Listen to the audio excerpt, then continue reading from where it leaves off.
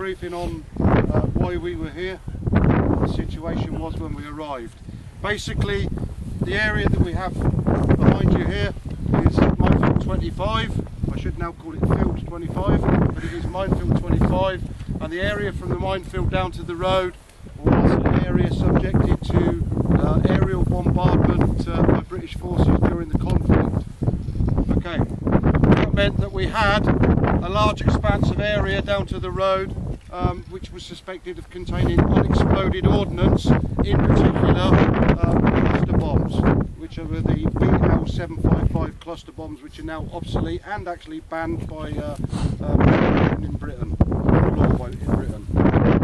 Okay, Minefield 25 is a linear minefield laid as part of the defences for Sapper Hill, and it was a part of a series of minefields that were laid between here and Mount William. The minefields here were laid in depth. Down on the road there are other minefields, and beyond that on Stanley Common there are further minefields.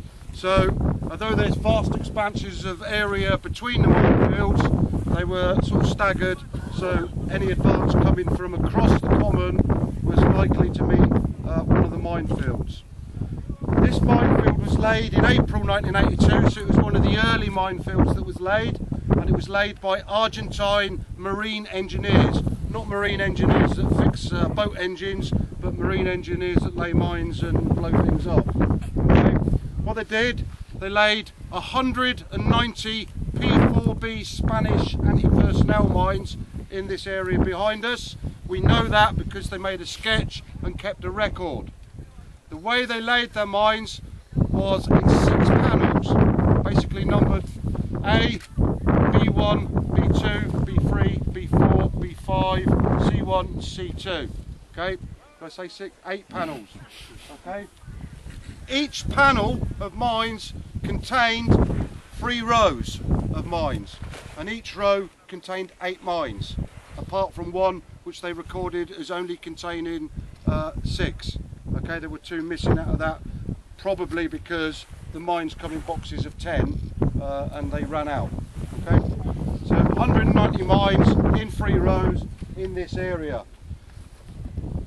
The difficulty we've had here, apart from the environment and the lack of a summer until now, is that this ground is very difficult to work. Michael will tell you more about that in a moment. It's thick, fibrous rooted peat. The area floods quite easily, and it has been probably some of the hardest clearance that Michael and his team have had to carry out to date.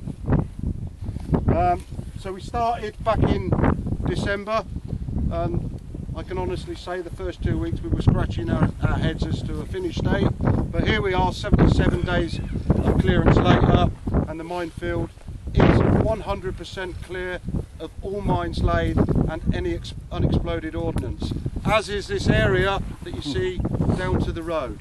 There is no unexploded ordnance and no mines left here.